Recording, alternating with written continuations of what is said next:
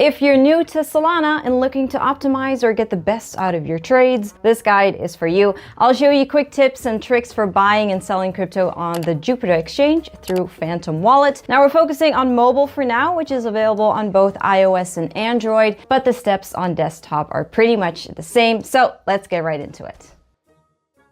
If you haven't already, download and set up Phantom from the App Store or Google Play. We have a guide on that as well if you need help with that. So open the app. Down on the nav bar, you'll see Phantom has a built-in swap feature, which works fine for basic token swaps on Solana, but charges slightly higher fees. Now, while the difference is pretty negligible for small trades, we want to go a bit further and show you how to access extra features like limit orders, recurring swaps, better swap rates, and more flexibility overall with Jupiter, which is the top decentralized exchange on Solana. It's an aggregator, meaning it'll check all the different swap routes and pick the best one for your trade without the Phantom Wallet fee slapped on. So to start using it, go to the Explore page where you can browse Solana dApps, search for Jupiter, then tap Open. The next step is to connect your wallet. Tap the connect button, then view more wallets and select Phantom from the list. Approve the access prompt and you're in.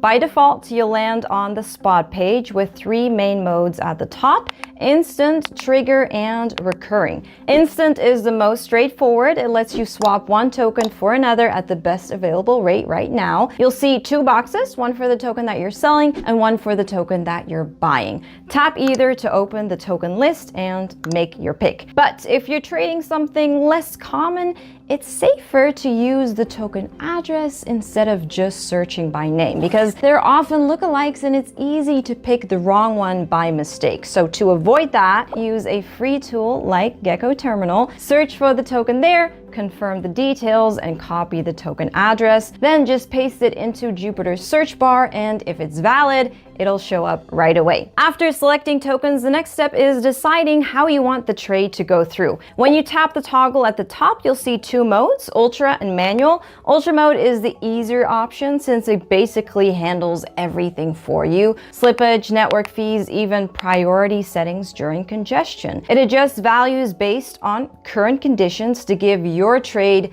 the best chance of going through. If you're looking for simplicity, just stick to Ultra mode and you're all set. If you switch to Manual mode, you'll get more control over the trade with some advanced settings.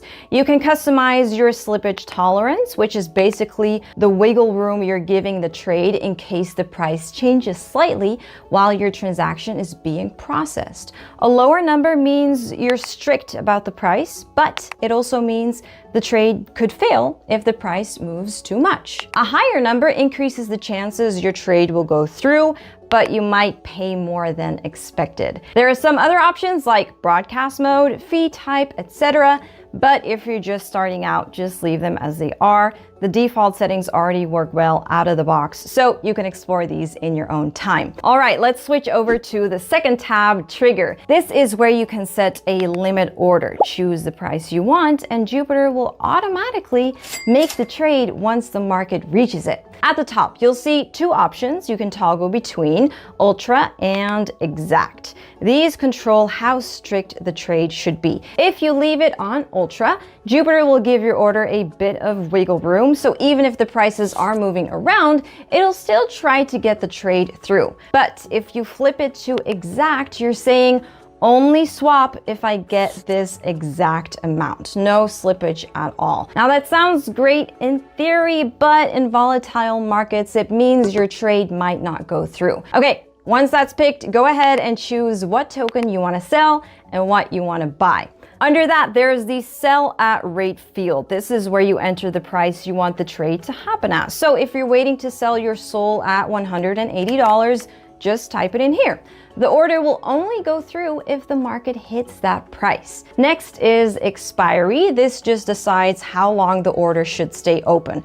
You can leave it on never if you want it to stay active indefinitely, or set it to expire after a few hours, days, or weeks. And finally, at the bottom, you'll see a summary of everything: how much you're selling, what you'll get, the trigger price, and the platform fee that'll be applied once the trade is executed.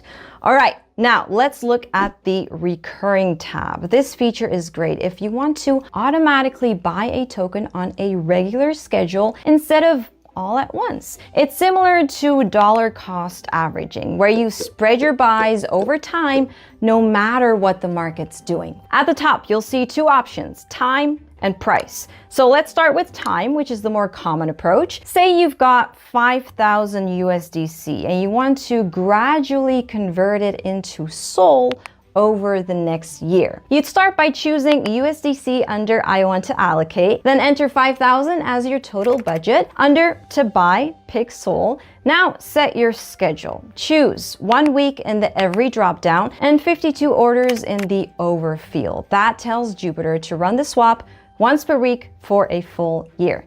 If you want, you can also set a price range here. For example, only buy if SOL is between $100 and $150. Scroll down and you'll see a summary that updates with your plan. Now let's flip over to the price mode, which uses something called value averaging, or VA for short. Say you still want to convert the 5,000 USDC into SOL over time, but instead of buying the same dollar amount every week, you want your portfolio to grow in value by the same amount each time, like $100 per week.